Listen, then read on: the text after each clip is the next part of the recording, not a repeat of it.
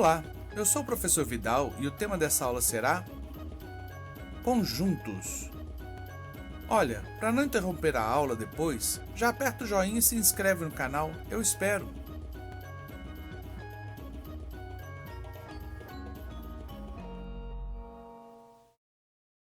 Para entender conjuntos, precisamos saber do que eles são formados.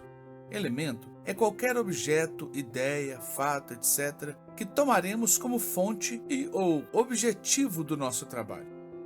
Conjunto é um agrupamento de elementos, sem necessidade de ordenação, classificação ou qualquer outra forma de organização.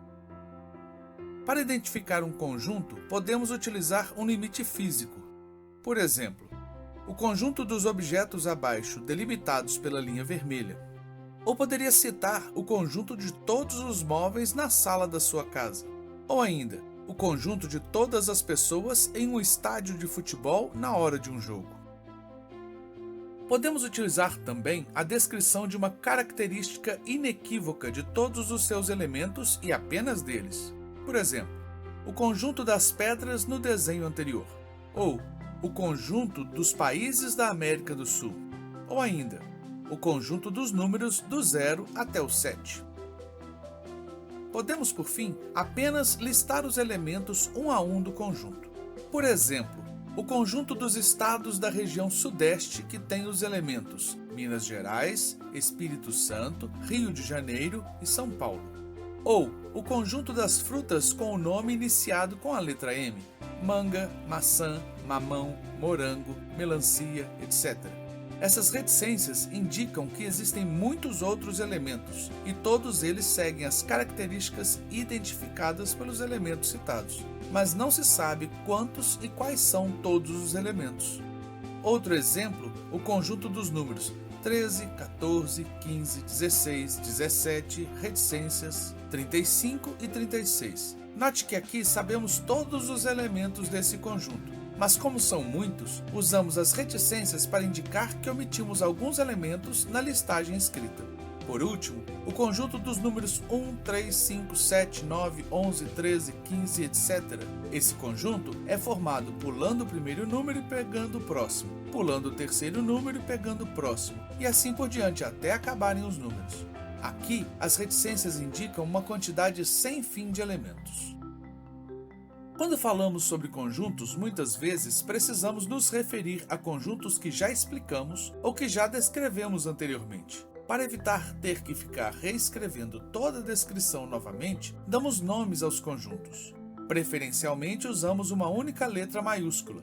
Ao citarmos elementos que não podemos identificar diretamente, usamos as letras minúsculas. Para descrever ou listar os elementos de um conjunto, sempre o fazemos dentro de chaves. Por exemplo, o conjunto A é o conjunto das frutas com nome começado com a letra A. Outro exemplo, o conjunto B é o conjunto de todos os números conhecidos anteriores ao 11, ou seja, de 0 até 10. Propriedades de qualquer conjunto.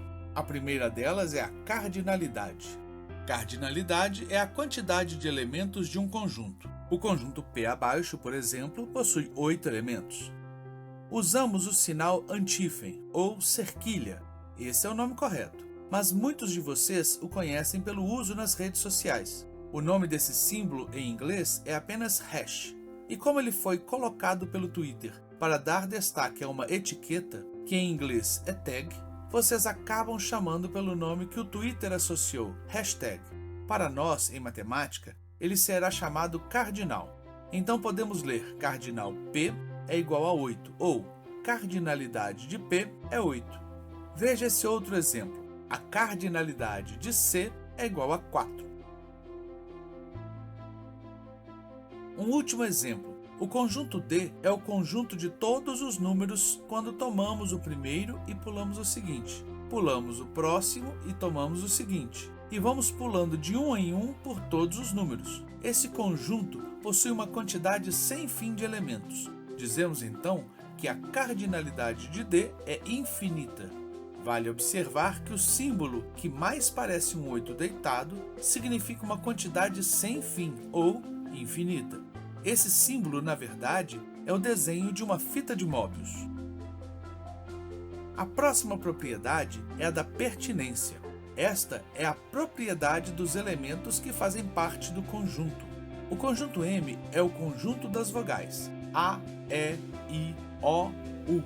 Logo, podemos dizer que A pertence ao conjunto M, que o O pertence a M e que C não pertence a M.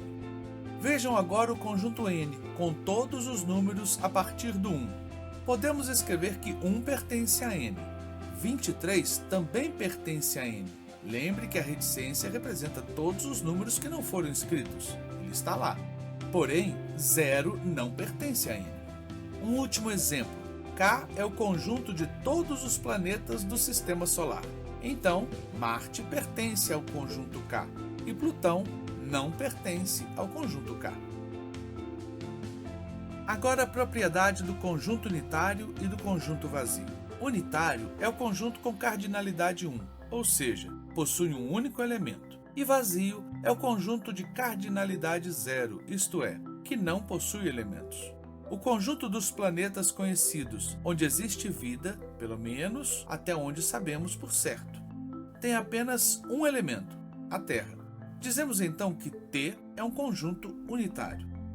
O conjunto V dos meses do ano com 35 dias não possui nenhum elemento, então o chamamos de conjunto vazio.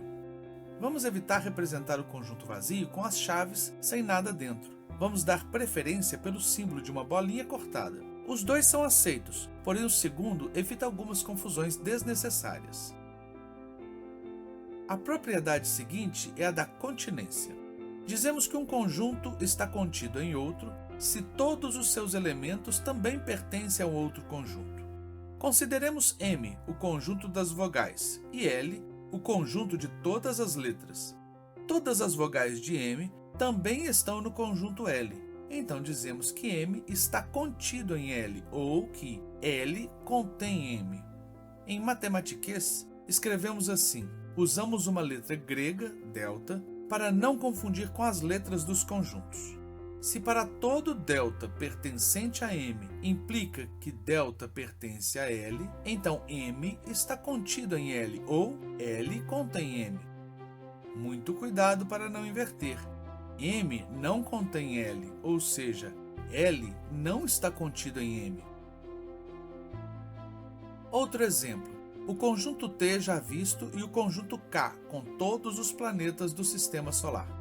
O único elemento de T é o planeta Terra. Como Terra também pertence ao conjunto K, dizemos que T está contido em K, ou que o conjunto K contém o conjunto T. Também podemos dizer que existem elementos de K que não pertencem a T. Logo, o conjunto T não contém o conjunto K, ou K não está contido em T. Por fim, podemos dizer que o conjunto vazio está contido em todos os outros conjuntos, inclusive nele mesmo. Também podemos dizer que ele não contém qualquer outro conjunto, exceto ele mesmo. A próxima propriedade é a propriedade dos subconjuntos. Subconjunto é todo conjunto que está contido em outro. Como já vimos que o conjunto T está contido no conjunto K, podemos dizer que T é um subconjunto de K. Como já vimos que L contém M, podemos dizer que M é um subconjunto de L. Como o conjunto vazio, V, está contido em todo conjunto, o conjunto vazio é subconjunto de qualquer conjunto, inclusive de si mesmo. A última propriedade é a igualdade entre conjuntos. Dois conjuntos são ditos iguais se todos os seus elementos são exatamente os mesmos. Ou melhor, dois conjuntos são iguais se o primeiro está contido no segundo e o segundo também está contido no primeiro. Por exemplo, se o conjunto H está contido no conjunto G e, além disso, G também está contido em H, podemos dizer que G é igual a H. Olha o exercício aí para vocês. É bom fazer se quiser dizer que aprendeu mesmo. Ah, antes que você esqueça de novo, aproveita que acabou, aperta o joinha e se inscreva no canal para receber a notificação das próximas aulas. Vou deixar esse quadro alguns segundos no vídeo para você copiar. Se precisar, aperte o pause. Se tiver dúvidas, pode perguntar nos comentários abaixo que algum colega pode te responder. E na medida do possível, eu vou corrigindo. Bom trabalho!